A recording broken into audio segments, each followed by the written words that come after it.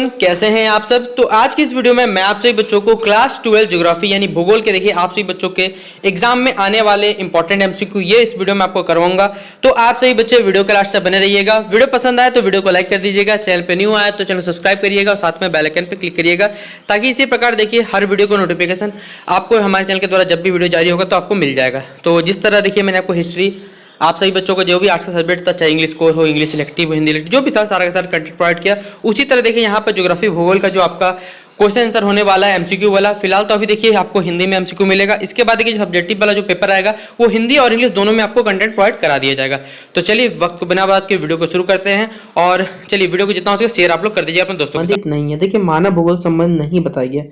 क्षेत्रों की विभिन्नता, मात्रात्मक क्रांति, स्थानीय संगठन, अन्वेषण एवं वर्णन, इनमें से कौन सा संबंधित नहीं रखता है। तो देखिए मानव भूगोल का अंतर्गत मतलब मानव, देखिए पहला बात भूगोल मतलब ये होता है जो हमारे अर्थ से जुड़े हुए हैं, पृथ्वी से जुड़ा हुआ है। लेकिन ये मात्रात्मक क्रांति कहीं हिसाब से जुड़ी हुई नहीं है, इसलिए ऑप्शन नंबर बी क्या हो जाएगा, इसका राइट आंसर हो जाएगा।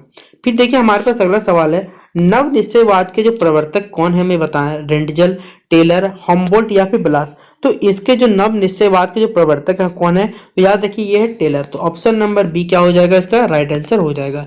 फिर अगला सवाल हमारे पास, किसने कहा कि मानव प्रकृति का क्या है, दास है। मानव जो प्रकृति का क्या गुलाम है। हटिंगटन ने, अरस्तु ने, एलन सैम्पुल ने या फिर बकले ने। तो ये जो कथन है किसके द्वारा कहा गया था, याद रखिएगा एलन सैम्पुल के द्वारा। तो ऑप्शन नंबर सी क्या हो जाएगा, इसका राइट आंसर हो जाएगा। अगला सवाल है, मानव भूगोल का जनक ठीक है किसे कहा जाता है। स्ट्रॉम्बो को, अटालंबी को, हैकेल को या फिर ऑप्शन नंबर डी, गलती से मिट गया है तो मैं आपको डाल दूंगा यहाँ पर रेडजेल डाल दीजिएगा। ठीक है, यहाँ पर रेडजेल का नाम लिख लीजिएगा। आपको बताना है मानव भूगोल का जो जनक है वो किसे कहा जाता है। तो याद रखिएगा ये किसे कहा जाता है, तो रेडजेल को कहा जाता है। ये लिख लीजिएगा आप लोग। ठीक है, यहाँ पर मैं लिख दे रहा हूँ शॉर्ट में, आप यहाँ पर लिख लीजिएगा। रेडजेल को कहा जाता है मानव भूगोल का जनक। ठीक है, फिर अगला सवाल देखिए हमारे पास, ज्योग्राफिया जेनेलिसिस के जो लेखक है कौन है। सैम्पुल के द्वारा ये लिखा गया है, वर्नर के द्वारा, रेडजेल के द्वारा या डार्विन के द्वारा लिखा गया है। तो ज्योग्राफिया जेनेलिस ठीक है, जेनेलिस के जो लेखक है उनका नाम क्या है, तो याद रखिएगा पूछा जाएगा आपसे परीक्षा में, तो बोल दीजिएगा वर्नियर है। ठीक है, ऑप्शन नंबर क्या हो जाएगा, ए इसका right, option number B sorry इसका राइट आंसर हो जाएगा वर्नियर। फिर अगला सवाल है देखिए हमारे पास, एंथ्रोपोजियोग्राफी जो है नामक पुस्तक के लेखक कौन है। रेडजेल, हटिंगटन, सैंपल या फिर जीन्स ब्रून्स। तो इसके देखिए जो एंथ्रोपोजियोग्राफी नामक पुस्तक के लेखक कौन है, तो याद रखिए ये इसका लेखक कौन है, वो है रेडजेल। ऑप्शन नंबर ए इसका सही जवाब हो जाएगा। फिर देखिए अगला सवाल है हमारे पास, संभववाद शब्द का प्रयोग सर्वप्रथम किस फ्रांसीसी विद्वान ने किया था हमें बताना है। विडाल डी लॉब्लसी, लुसियन फेब्रे, फ्रांसिस बैकनॉन या फिर जीन्स जून्स। तो किसके द्वारा ये जो टर्म है ठीक है वो हमें विद्वान ने बताया था, किसके द्वारा ये जो संभव शब्द है वो किस फ्रांसीसी विद्वान ने दिया था ये हमें बताना है। तो इसका सही उत्तर क्या हो जाएगा बच्चों, तो option number b Lucien Febvre. Option number B इसका राइट आंसर हो जाएगा। फिर अगला सवाल है, मानव भूगोल क्रियाशील मानव और अस्थायी प्रकृति के परिवर्तनशील संबंधों का अध्ययन है। यह जो कथन कहा गया है किसने कहा था यह बताना है। तो आपको चार ऑप्शन दिए, रीटा, रेडजेल, कुमारी, सैंपल या फिर हिटलर। तो ये जो कथन है बच्चों किसके द्वारा दिया गया है, तो याद रखिएगा ये कथन दिया गया कुमारी सैंपल के द्वारा। तो ऑप्शन नंबर सी इसका राइट आंसर हो जाएगा। फिर अगला सवाल देखिए हमारे पास, निम्नलिखित में से कौन सा एक भौगोलिक सूचना का स्रोत नहीं है। देखिए स्रोत नहीं बोला गया आपको, यात्रियों का विवरण दिया गया ऑप्शन, फिर चंद्रमा के चट्टानी पदार्थों के नमूने, प्राचीन मानचित्र या फिर प्राचीन महाकाव्य। तो कौन सा एक भौगोलिक सूचना का हमें स्रोत नहीं, मतलब भौगोलिक मतलब पृथ्वी जुड़ा हुआ और सूचना का स्रोत नहीं है बोला गया, याद रखिएगा। तो क्या हो जाएगा, जो महाकाव्य है ठीक है वो हमारे ठीक ग्रंथ है, सही है बच्चे बात है, लेकिन हमारे भौगोलिक सूचना ये हमें नहीं प्रदान करते, इसलिए इसका स्रोत नहीं है। तो ऑप्शन नंबर डी क्या हो जाएगा, इसका राइट आंसर हो जाएगा। फिर अगला सवाल है, निम्नलिखित कथनों में से कौन सा कथन जो है एक भूगोल का वर्णन नहीं करता है बताना है। तो देखिए जब भी नहीं करता वाला कथन आएगा ना, सबसे पहले चारों कथन को पढ़ लीजिएगा, बस नहीं करता तभी पढ़ना, याद रखिएगा वरना फंस जाइएगा आप लोग। क्या पहले बोला है, समकालात्मक अनुशासन, मानव पर्यावरण के बीच में अंतर संबंधों का अध्ययन, फिर द्वैविधता पर आश्रित या फिर प्रौद्योगिकी के विकास में फलस्वरूप आधुनिक समय में प्रासंगिक नहीं है। तो इनमें कौन सा एक जो है भूगोल का वर्णन नहीं करता हमें ये बताना। तो इसका ऑप्शन नंबर क्या हो जाएगा बच्चों, ये समकालात्मक अनुशासन, ये इसका पार्ट नहीं, बाकी सारे सही है। तो ऑप्शन नंबर ए इसका राइट आंसर हो गया। फिर आधुनिक मानव भूगोल, देखिए वो सिर्फ क्या था, मानव भूगोल के जनक किनको कहा जाता है ये पूछा गया था उसमें, उसके अलावा कुछ नहीं पूछा गया था। तो वहां पर आंसर क्या था, हमारे पास रेडजेल था। ठीक है, यहाँ पर आपके पास चार ऑप्शन दिए गए, फ्रेडरिक रेडजेल, वर्नियस, चार्ल्स डार्विन या फिर एलन सेप्पल। तो आधुनिक मानव जो भूगोल है उसका जनक किसे कहा जाता है? तो याद रखिएगा फ्रेडरिक रेटजेल को। ऑप्शन नंबर ए क्या हो जाएगा इसका राइट आंसर हो जाएगा। फिर अगला सवाल है हमारे पास, नियतिवाद के जो विचारक थे वो कौन थे? ई काउंट थे, हम्बोल्ट थे, रेटर थे, इनमें से सभी थे।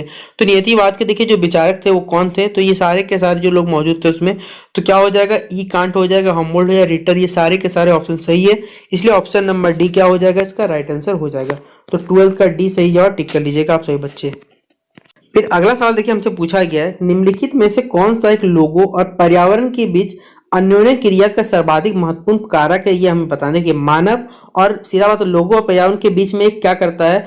एक सर्वाधिक महत्वपूर्ण कारक है मानव की बुद्धिमत्ता, प्रौद्योगिकी, लोगों के अनुभव या फिर मानवीय भाईचारा। तो कौन सा एक इसका पार्ट है ये हमें बताना है। तो इसका सही उत्तर क्या हो जाएगा बच्चों? ये होगा प्रौद्योगिकी। ठीक है, ऑप्शन नंबर बी क्या हो जाएगा इसका राइट आंसर हो जाएगा, 13 का बी।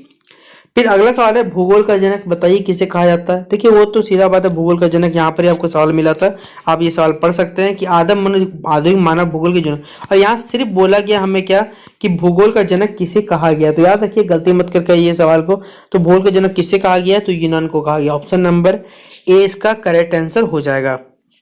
अगला सवाल देखिए बच्चों हमारे पास कि रुको और जाओ निश्चयवाद की संकल्पना है किसने दी थी? रेटजेल ने, हम्बोल्ट ने, प्लास ने या फिर टेलर ने। तो ये जो संकल्पना है किसने दी थी हमें ये बताना है। तो इसका सही उत्तर क्या हो जाएगा बच्चों? वो होगा रेटजेल। ऑप्शन नंबर ए इसका सही जवाब हो जाएगा। फिर अगला सवाल देखिए, व्यवहारिक भूगोल, राजनीतिक भूगोल, आर्थिक भूगोल, सामाजिक भूगोल, ये सबसे कौन से भूगोल के उपक्षेत्र बताना है? मतलब देखिए उस क्षेत्र का भी क्या है भाग है, सामान्य का है, विशिष्ट का है, मानव भूगोल का या फिर जीव भूगोल का है। तो किसका ये पार्ट है? तो ये है मानव भूगोल का ही क्या है पार्ट है। तो ऑप्शन नंबर क्या हो जाएगा? सी इसका सही जवाब हो जाएगा। ठीक है, अगला सवाल है, मेक्सिको के स्थानांतरित कृषि की प्रथा को क्या कहते हैं? देखिए स्थानांतरित खेती मतलब ये होता है सीधा बात है झूम कल्टीवेशन या झूम खेती से हम लोग कहते हैं भारत में। तो मेक्सिको में जो स्थानांतरित कृषि प्रथा को क्या कहा जाता था हमें ये बताना है। तो याद रखिएगा क्या कहा जाता है इसे कहा जाता है बच्चों मिल्पा कहा जाता था। ये भारत में क्या कहा जाता है? देखिए सीधा बात है घूम खेती कहा जाता है, क्योंकि मनुष्य क्या करते हैं एक जगह दूसरी जगह घूम खेती करते हैं, और यही मेक्सिको में यही स्थान की जो क्या कहा जाता है मिल्पा कहा जाता है। तो ऑप्शन नंबर क्या हो जाएगा? बी इसका राइट आंसर हो जाएगा। फिर अगला सवाल है हमारे पास, 1990 का जो दशक है भूगोल के किस उपागम के लिए जाना जाता है ना? 1990 का उत्तर आधुनिकतावाद या फिर आधुनिकतावाद या फिर अन्वेषवाद या फिर असंभववाद। तो देखिए जो 1990 का जो दशक है भूगोल के किस उपगम नाम के जाना जाता है? तो याद रखिएगा सही जवाब क्या हो जाएगा? आधुनिकीवाद। ठीक है, आधुनिकवाद। ठीक है, इसका ऑप्शन नंबर बी इसका राइट आंसर हो जाएगा। नहीं है, प्रवास है, आवास है, जन्म है या मृत्यु है। तो कौन सा नहीं है हमें वो बताना है। तो हमें आवास से क्या करना है? जनसंख्या परिवर्तन पे कोई फर्क नहीं पड़ता हमें। तो ऑप्शन नंबर बी क्या हो जाएगा? इसका राइट आंसर हो जाएगा। फिर अगला सवाल है देखिए बच्चों हमारे पास, निम्नलिखित में से कौन सा एक विरल जनसंख्या? देखिए दो वर्ड मिलने वाले आपको जिंदगी में, सघन एक विरल। सघन मतलब देखिए सीधा सीधी होता है जहां पर भीड़ ज्यादा होती है, और विरल जनसंख्या मतलब जहां पर जनसंख्या थोड़ी कम है। कहां पर कम है आप खुद तुक्का मार सकते हैं, ध्रुवीय प्रदेश, भूमंडलीय भूमध्य रेखीय प्रदेश, दक्षिण पूर्वी एशिया या अंटार्कटिका। तो देखिए अंटार्कटिका में भी कम है ये नहीं कि जनसंख्या, लेकिन आजकल बहुत से देशों लैब बने हुए वहाँ पर, रसिया हो गया, चाइना हो गया, ठीक है, अमेरिका भारत के भी कुछ रहते हैं वहाँ पर लैब, लेकिन इसलिए वहाँ पर भीड़ है। लेकिन वहीं पर जो ध्रुवीय जो पोल वाले में आप बताइए जाके नॉर्थ पोल में कौन रहेगा, कौन सा आदमी जाकर रह सकता है? तो इसलिए वहाँ पर जनसंख्या क्या है बहुत कम है, इसलिए option number a right answer हो जाएगा। फिर अगला सवाल है, प्रतिकर्ष और उपकर्ष जो कारक उत्तरदायी है किसके लिए उत्तरदायी हमें यह बताना है? प्रवास के लिए, भूनिम्नीकरण के लिए, वायु प्रदूषण या फिर गंदी बस्तियों के लिए। तो इसका सही आंसर हो जाएगा भूनिम्नीकरण के लिए। 33 का बी इसका क्या हो जाएगा बच्चों? राइट आंसर हो जाएगा।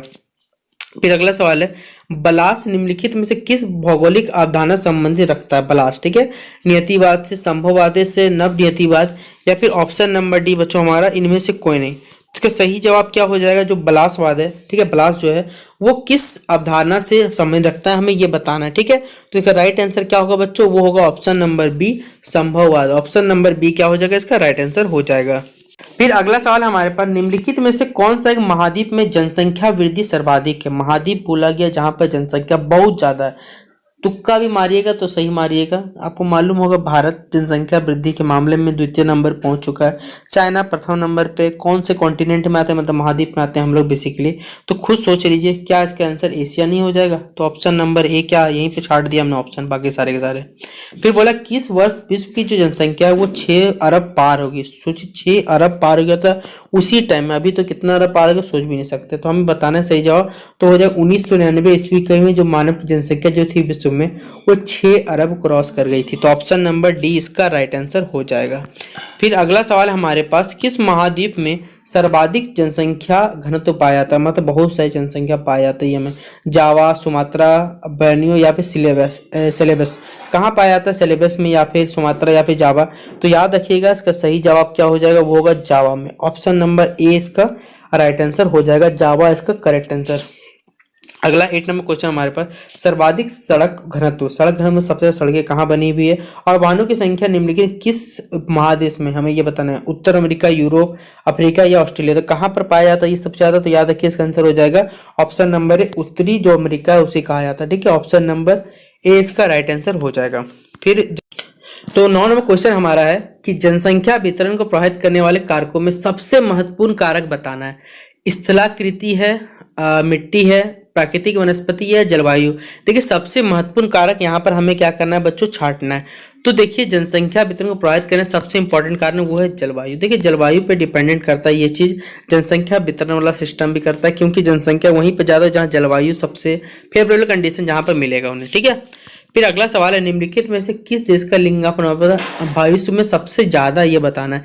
मतलब देखिए जो हमारे पास जो सेक्स रेशियो है वो सबसे ज्यादा विश्व में किस देश में, ये बताना है हमें। ठीक है, तो इसका 4 ऑप्शन आपको दिए गए हैं हमारे पास। संयुक्त अरब अमेरिका यानी कह सकते हैं बच्चों, और फ्रांस हो गया, जापान हो गया या फिर लेटविया। 4 ऑप्शन छांटना है हमें कौन सा ऑप्शन सही है। तो क्या होगा बच्चों का सही जवाब, वो हो जाएगा option number D, Latvia. Option number B इसका, सॉरी ऑप्शन नंबर डी इसका राइट आंसर हो जाएगा। फिर चीन की आबादी, देखिए वर्तमान में तो अभी डाटा आंकड़ा नहीं आया है, इसके एक अनुमान हम लगा सकते हैं पिछले डाटा से। तो पिछले डाटा था 1.3 अरब। तो ऑप्शन नंबर सी क्या हो जाएगा, इसका राइट आंसर हो जाएगा। फिर अगला है जनांकीय संक्रमण सिद्धांत, जो किसने दिया था हमें ये बताना। मार्शल ने, अमर्त्य सेन ने, नॉइस्टीन ने या फिर इनमें से किसी ने। तो देखिए जनांकीय संक्रमण का जो सिद्धांत है वो किसने दिया था, तो याद रखिएगा इसका आंसर हो जाएगा ऑप्शन नंबर सी, नॉइस्टीन। ऑप्शन नंबर सी इसका राइट आंसर हो जाएगा। फिर अगला सवाल देखिए हमारे पास कि निम्नलिखित में से कौन सा सघन, सघन मतलब देखिए सीधा बात है, मैंने बताया विरल और सघन तो चाहिए होते हैं। तो कहाँ पर देखिए जहाँ पर सघन क्षेत्र पाया जाएगा, यानी ज्यादा भीड़ भाड़ इलाका, भूमध्य प्रदेश, ध्रुवीय, मरुस्थलीय या फिर दक्षिण पूर्वी एशिया क्षेत्र। तो कहाँ पाया जाएगा बच्चों, तो वो पाया जाएगा हमारे दक्षिण पूर्वी एशिया क्षेत्रों में पाया जाएगा। तो ऑप्शन नंबर डी क्या हो जाएगा, इसका सही जवाब हो जाएगा। फिर अगला सवाल देखिए हमारे पास, किस आय समूह में जनसंख्या का आकार उन देश के से बड़ा होता है। कौन सा देश का जो आय क्या कहते हैं बच्चों, जो आय का समूह है बताना। जन्म किसके कारण होता है बताना। जन्म दर ऊंच होता है, जन्म दर नीच होता है, मृत्यु दर ऊंचा या फिर नीचा, किसके कारण से होता है। तो याद रखिएगा इसका सही जवाब हो जाएगा। तो हमारा ऑप्शन नंबर डी, जो मृत्यु दर पर निम्न है इसे कहा जाता है। ऑप्शन नंबर डी क्या हो जाएगा, इसका राइट आंसर हो जाएगा। अगला सवाल हमारे पास, निम्नलिखित में से कौन सा एक विरल जनसंख्या वाला क्षेत्र नहीं। विरल देखिए फिर खाली खाली नहीं है, मतलब सघन होगा। कहाँ होगा सघन, देखिए छाट लीजिएगा ऑप्शन से। ध्रुवीय देश मत टिक करके आइए, गलती मत करिएगा। भूमध्य रेखा में जितने प्रयत्न पड़ते हैं, जो हमारे इक्वेटर करीब, वहाँ सबसे ज्यादा लोग बसे हुए रहते हैं, इसलिए वो विरल, सीधा बात है। वो जो खाली वाला जगह बताना है हमें, नहीं है बतानी है, सघन वाला बताना है। सघन कहाँ होगा, तो भूमध्य रेखा। अगर सिर्फ विरल पूछता तो ध्रुवीय प्रदेश हम लोग चल जाते हैं। फिर अगला हमारे पास, निम्नलिखित में से कौन सा एक प्रतिकर्ष कारक नहीं है। यहाँ पर होगा जलाभाव, चिकित्सा सुविधा, बेरोजगारी या फिर ऑप्शन नंबर डी, महामारी। तो कौन सा प्रतिवर्ष कारक नहीं है ये बताना है। तो हो जाएगा बच्चों ऑप्शन नंबर हमारा सही है, ऑप्शन नंबर ए, जलाभाव। Option number a right answer हो जाएगा। फिर सबसे अधिक जनसंख्या वाला महाद्वीप कौन सा बताना। देखिए आपको ऑस्ट्रेलिया दिया हुआ है, उत्तर अमेरिका दिया हुआ, एशिया दिया हुआ, अफ्रीका दिया हुआ। तो इसका सही उत्तर क्या हो जाएगा, सबसे अधिक जनसंख्या वाला जो महाद्वीप है वो क्या होगा बच्चों, तो हमारा है ये एशिया ही है। ऑप्शन नंबर सी क्या हो जाएगा, राइट आंसर हो जाएगा। फिर निम्नलिखित में से कौन सा एक तथ्य नहीं है कि विगत यानी पिछले 500 सालों में मानव जनसंख्या 10 गुना से अधिक बढ़ी है, नहीं है बताना हमें। तो विश्व जनसंख्या प्रतिवर्ष 8 करोड़ लोग जुड़ जाते हैं और 5 अरब से 6 अरब तक पढ़ने की जनसंख्या को प्रति 100 वर्ष लगते हैं। जनांकीय संक्रमण की प्रथम अवस्था में जनसंख्या जो होती है वृद्धि उच्च होती है, हमें बताना है। तो इसका सही जवाब क्या हो जाएगा बच्चों, तो हो जाएगा ऑप्शन नंबर डी, जनांकीय संक्रमण की जो दर होती है प्राथमिक अवस्था है और जनसंख्या में क्या होती है वृद्धि उच्च हो जाती है। ठीक है, तो ऑप्शन नंबर नंबर 18 का क्या हो जाएगा बच्चों? 18 का डी हमारा आंसर हो जाएगा। फिर अगला सवाल है, विश्व के किस महाद्वीप में 90% क्या रहता है? अधिक आबादी जो क्या है नगरीय में रहता है, मतलब नगर में रहता है, सीधा बताना है। तो उत्तर अमेरिका हमारे पास है, अफ्रीका है, एशिया या यूरोप है। तो इसका सही जवाब क्या हो जाएगा बच्चों? तो होगा उत्तर अमेरिका में क्या महाद्वीप में 90% अधिक आदि क्या अधिक आदमी क्या कहते हैं? आबादी नगरीय यहाँ पर नगर लोग रहते हैं। तो फिर क्वेश्चन 20 हमारा है कि भारत में 1 हेक्टेयर कृषि भूमि पर कितने जो है लोग आश्रित रहते हैं, ये हमें बताना है। 5, 10, 15 सॉरी 5, 10, 12 या फिर 0.4। तो भारत के 1 हेक्टेयर कृषि भूमि कितने लोग आश्रित रहते हैं ये पूछा गया आपसे। तो सही जवाब हो गया 5। ऑप्शन नंबर ए क्या हो जाएगा बच्चों? इसका राइट आंसर हो जाएगा। तो ये था आप सही बच्चों के लिए।